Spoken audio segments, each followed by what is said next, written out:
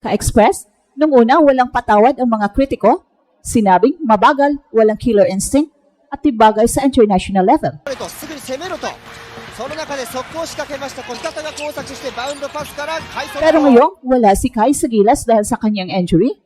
Doon lang nakita ng lahat kung gaano kahalaga ang kanyang presence. 快速と上がってきてモランがショートデイズ長分遅れて快速 Sa FIBA World Cup, ramdam na ramdam ang butas sa paint at kakulangan ng rim protection. Wala si Kai para magbantay sa loob, mag-alat ng space sa opensa at magbigay ng taas na pwedeng sumabay kahit sa pinakamalaking big man ng Oceania. At kung sa Asia Cup ay ganito kalaki ang epekto ng pagkawala niya, paano pa sa mas mabibigat na laban gaya ng Olympic qualifiers o FIBA World Cup? Ngayon, mismong mga bashers na dati walang ginawa, kundi pintasan si Kai, ay aminadong siya pa rin ang pinakamalaking peraso ng puzzle para makompleto ang pinakamalakas na version ng gilas. Minsan talaga, hindi natin namamalayan ang halaga ng isang tao hanggang mawala siya. May mga pagkakataon sa kasaysayan ng sports na isang tao lang ang kayang magpatahimik sa lahat ng kritiko. At ngayon, si Kai ang malinaw na halimbawa nito. Sa loob ng ilang buwan, halos walang araw na hindi siya pinupuna mula sa mga performance niya sa international stage hanggang sa kanyang mga desisyon sa career. Walang patawad ang social media.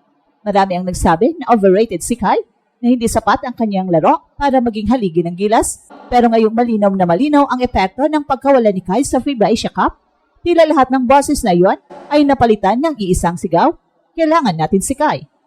Kung tutuusin, may panahong halos tayo na lang dito sa Express Info ang patuloy na nagtatanggol at nagtitiwala kay Kai.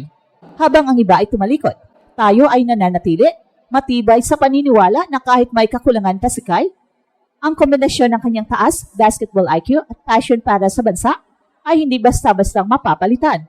At ngayon, sa harap ng pagkabigla ng sambayanan, nararamdaman natin ang matinding vindication. Hindi tayo nagkamali dito sa Express Info. Hindi tayo sumusuko at ngayon, maging ang mga bashers, si Kai na mismo ang hinahanap. Kita naman sa FIBA Asia Cup, hindi lang simpleng pagkawala ng isang manlalaro ang nangyari para itong biglang pagbunot sa pinakamataas na pader ng depensa ng gilas. Sa kawalan ni Kai, nawala ng natural rim protector at post presence ang kupunan. Yes, may AJ Edu, may Junmar Fajardo, pero iba pa rin ang kombinasyon ng taas at mobility ni Kai. Ang spacing sa opensa, masikip. Sa depensa, mas vulnerable sa ilalim. At kahit gaano kagaling ang mga gwardya, mahirap maglaro nang walang towering anchor sa gitna. At dito na lumabas ang masakit na katotohanan. Madali palang husgahan ang isang tao kapag kompleto ang lineup at hindi halata ang kanyang impact. Pero sa oras na mawala siya, doon lumalabas kung gaano talaga siya kahalaga. At sa ngayon, kahit ang pinakamalakas na mangbash kay Kai ay tahimik na, marahil nag-iisip na rin, oo nga pala, wala si Kai, kaya pala hirap tayo. Kaya kung iisipin, kung sa FIBA Asia Cup pa lang ay ganito kalaki ang epekto ng pagkawala ni Kai, paano pa kaya sa mas malalaking torneo tulad ng Olympic qualifiers o FIBA World Cup?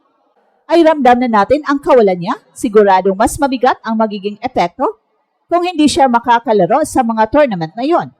Para sa mga kritiko, baka ito na ang wake-up call na kahit hindi perfecto si Kai, siya pa rin ang pinakamalaking peraso ng puzzle para maabot ng gilas ang kanilang full potential. Sa ngayon, ang tanong na lang ay, matuto ba tayo sa leksyon na ito? O hahayaan nating maulit na naman ang parehong pagkakamali sa susunod na laban?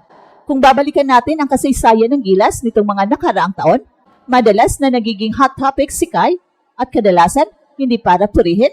Sa tuwing may laro siya na mababa ang puntos o tila nahihirapan sa depensa laban sa mas matatangkad at mas mabibigat na kalaban, mabilis ang pag-usbong ng mga komento online na tila ba wala siyang silbi sa national team. Sa social media, maraming naging mapanghusga, sinasabi pang overrated siya, o kaya'y mas mabuti pang ibigay ang spot sa ibang player. Pero ngayon, kitang-kita ang kabaligtaran. Wala si Kai at ramdam ng lahat ang bigat ng kanyang pagkawala.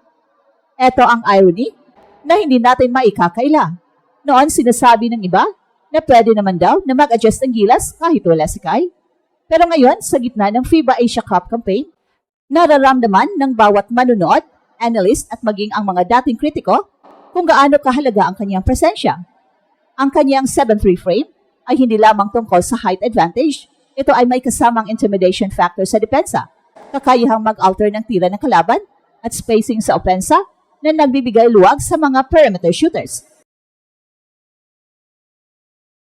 Marami ring nakapansin na kahit sa international stage, nadadala ni Kai ang mga intangible na bagay, leadership sa loob ng court, composure sa pressure moments at pagiging vocal sa depensa. Bagamat bata pa siya kumpara sa ibang Gilas veterans, may maturity na siyang dala mula sa paglalaro sa Australia at sa Japan B-League. Kaya't hindi nakapagtataka na ngayong wala siya, nararamdaman natin na parang may kulang sa overall chemistry at execution ng team. At para sa mga kritiko, lalo na yung mas vocal ngayon, ang kasalukuyang sitwasyon ay nagsisilbing reality check. Hindi pala ganun kadali na palitan o punan ang role ni Kai. Hindi lang ito simpleng kumuha ng kapalit na matangkad din, dahil hindi lahat ay may parehong timing, instinct at experience sa international basketball. Kaya nga kahit mga dating nagdududa sa kanya, ngayon ay bukas na rin ang bibig para sabihin, sana nandito si Kai. Kung iisipin, ito rin ay magiging magandang pagkakataon para sa mismong career ni Kai. Habang siya ay nagpapagaling mula sa kanyang injury, tumataas naman ang appreciation ng mga tao sa kanyang halaga. At sa pagbabalik niya, mas malamang na mas mainit ang pagtanggap sa kanya, hindi lang ng mga fans kundi pati ng mga teammates na ramdam ngayon kung gaano siya kahalaga sa team system ng Gilas. Numbers don't lie. Si Kai ang perfect example. Bawat minuto sa loob ng court, bawat rebound, bawat block, may kwento. Hindi lang ito hype o fan love, kundi may matibay na basihan sa datos at panalo. Sa Gilas Pilipinas, kahit limitado ang oras sa rotation, kitang-kita ang impact ni Kai.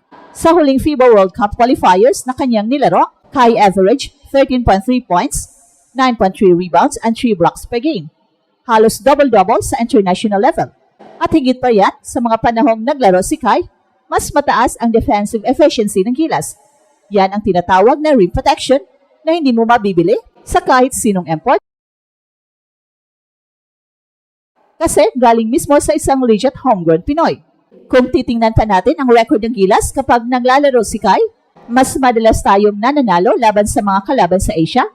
Halimbawa sa Jones Cup 2023 at sa mga friendly tune-ups, mas consistent ang depensa at mas fluid ang offense kapag may 7-3 center na kayang magbigay ng spacing sa labas at mag-dominate sa paint. At ngayon, matapos ang matinding ACL injury na halos magpatigil sa kanyang momentum, balik sa Japan si Kai para sa rehabilitasyon at unti-unting pagbabalik sa competitive shape. Ang kanyang impending comeback ay hindi lang basta pagbabalik sa liga, kundi hakbang pabalik sa kanyang ultimate goal, ang NBA dream. Kai Sotto is not just a name, he is a proven impact player.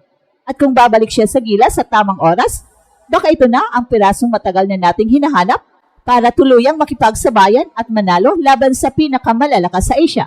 At ito ang Express Info kung saan bawat kwento, ginulat ang mundo. Don't forget to like and subscribe.